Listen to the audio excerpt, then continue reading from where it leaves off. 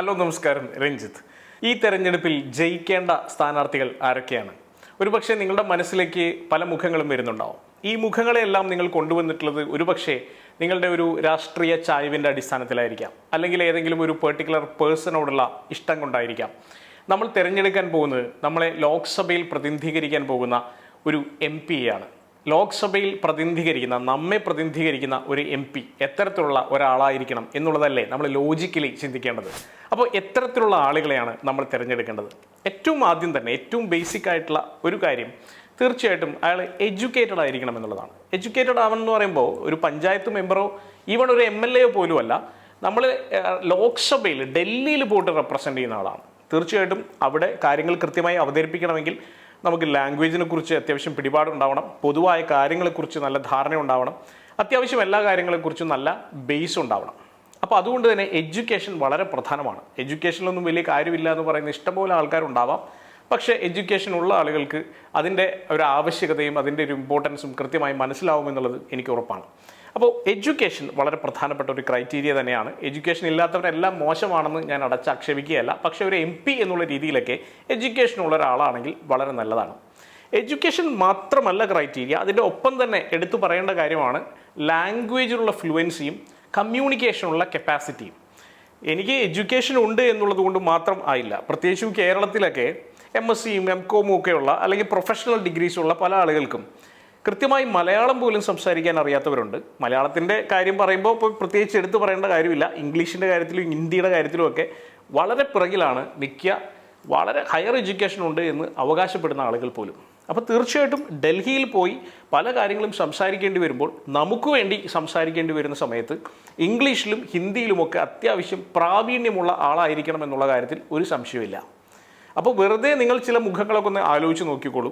നിങ്ങളുടെ ലോക്സഭാ മണ്ഡലത്തിൽ മത്സരിക്കുന്ന രാഷ്ട്രീയമൊക്കെ മാറ്റിവെച്ചുകൊണ്ട് ആളുകളെ ഒന്ന് ആലോചിച്ച് നോക്കിക്കോളൂ. എഡ്യൂക്കേഷൻ ഉണ്ടോ? ലാംഗ്വേജ് കൈകാര്യം ചെയ്യാനുള്ള കഴിവുണ്ടോ? കമ്മ്യൂണിക്കേഷൻ ഉണ്ടോ?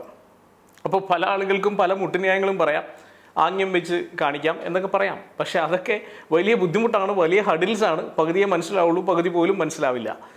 അടുത്ത പോയിന്റ് ഒരു വിഷണറി ലീഡർ ആവുക എന്നുള്ളതാണ്. വിഷണറി ലീഡർ എന്ന് പറഞ്ഞാൽ എന്താ? നമ്മളുടെ ലോക്സഭാ മണ്ഡലം എങ്ങനെയൊക്കെ വലുതാവണം, അടുത്ത ഒരു 5 വർഷം കൊണ്ട് എന്തൊക്കെ മാറ്റങ്ങൾ എൻ്റെ മണ്ഡലത്തിൽ ഉണ്ടാക്കിയെടുക്കണം, എങ്ങനെ ഒരുപക്ഷെ ഇന്ത്യയിലെ തന്നെ ഏറ്റവും പ്രധാനപ്പെട്ട ഒരു ഹബ്ബാക്കി അതിനെ മാറ്റാം, എന്തൊക്കെയാണ് എൻ്റെ മണ്ഡലത്തിൻ്റെ പ്രത്യേകതകൾ, ഇത് കൃത്യമായി മനസ്സിലാക്കിയെടുത്ത് അതിൻ്റെ SWOT അനാലിസിസ് ഒക്കെ ചെയ്ത് സ്ട്രെങ്ത്തും വീക്ക്നെസ്സും അതിനുള്ള ഓപ്പർച്യൂണിറ്റീസും എന്തൊക്കെ ത്രെട്ടുകളുണ്ടെന്നും ഒക്കെ മനസ്സിലാക്കിക്കൊണ്ട് കൃത്യമായ ഒരു രൂപരേഖ തയ്യാറാക്കുകയും അതിനുവേണ്ടി പ്രവർത്തിക്കാൻ വേണ്ടി റെഡിനെസ് കാണിക്കുകയും ഒക്കെ ചെയ്യുന്ന അത്രയും വിഷനുള്ള കാഴ്ചപ്പാടുള്ള ഒരാളായിരിക്കണം.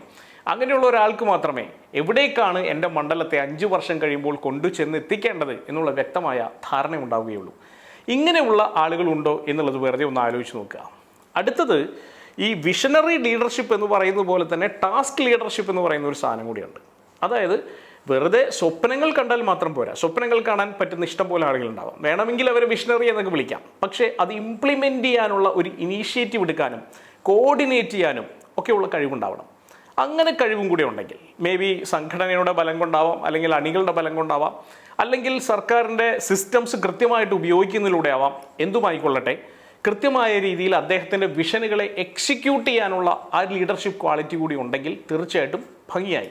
പല നല്ല പൊളിറ്റീഷ്യൻസിനും, കാര്യമായ എഡ്യൂക്കേഷൻ ഇല്ലാത്ത പല പൊളിറ്റീഷ്യൻസിനും ഈ പറയുന്ന ടാസ്ക് ലീഡർഷിപ്പ് ഉള്ളതായിട്ട് ഞാൻ കണ്ടിട്ടുണ്ട്. അങ്ങനെയുള്ള ആളുകൾക്ക് പല ടാസ്കുകളും നന്നായി ചെയ്യാൻ കഴിയും. അപ്പോൾ ചുരുക്കി പറഞ്ഞാൽ എഡ്യൂക്കേഷൻ ഉണ്ടാവണം, ലാംഗ്വേജും കമ്മ്യൂണിക്കേഷൻ സ്കിൽസും ഉണ്ടാവണം, ഒപ്പം തന്നെ വിഷണറി ലീഡർ ആയിരിക്കണം, ടാസ്ക് ലീഡർഷിപ്പ് നന്നായിട്ട് ഉണ്ടാവുകയാണ്. അടുത്തത് സോഷ്യൽ സർവീസ് എന്ന് പറയുന്നത് അദ്ദേഹത്തിൻ്റെ ഒരു ഫിലോസഫി ആയിരിക്കണം, അല്ലെങ്കിൽ ഹ്യൂമാനിറ്റി എന്ന് പറയുന്നത്.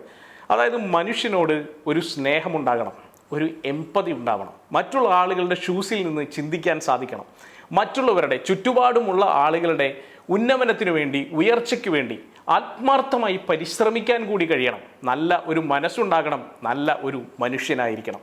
ഇത്രയും കാര്യങ്ങൾ ഉണ്ടെങ്കിൽ അത്യാവശ്യം നല്ല ഒരു MP ആയി മാറും എന്നുള്ള കാര്യത്തിൽ സംശയമൊന്നുമില്ല. പക്ഷേ ഇത്രയും കാര്യങ്ങളുള്ള ഏതൊക്കെ സ്ഥാനാർത്ഥികൾ ഇത്തവണത്തെ ലോക്സഭാ തെരഞ്ഞെടുപ്പിൽ നമ്മുടെ മുന്നിൽ മത്സരിക്കുന്നുണ്ട്? എന്താണ് നിങ്ങളുടെ അഭിപ്രായം? തിരുവനന്തപുരം മുതൽ കാസർഗോഡ് വരെയുള്ള 20 ലോക്സഭാ മണ്ഡലങ്ങളിലായി ഇത്തരത്തിലുള്ള എല്ലാ ക്വാളിറ്റികളുമുള്ള ആരെങ്കിലും ഉണ്ടെങ്കിൽ നിങ്ങൾക്ക് കമൻറ്റ് ചെയ്യാം. എന്താണ് നിങ്ങൾക്ക് തോന്നുന്നത് ഇതിലെ ഓരോ കാറ്റഗറിയിലും എത്രയൊക്കെ മാർക്ക് ആർക്കൊക്കെ കൊടുക്കാൻ പറ്റുമെന്നുകൂടി പറയുകയാണെങ്കിൽ ഗംഭീരമായി. എനിക്ക് എൻ്റേതായിട്ടുള്ള ഒരു തോട്ട് പ്രോസസ്സ് ഓരോരുത്തരെ കുറിച്ചുമുണ്ട്. അത് വളരെ വിശദമായി മറ്റൊരു വീഡിയോയിൽ പിന്നീട് പറയാം. എന്തായാലും എനിക്ക് ആദ്യം നിങ്ങളുടെ തോട്ട്സ് ഒന്ന് കേട്ടാൽ കൊള്ളാമെന്നുണ്ട്. Thank you so much.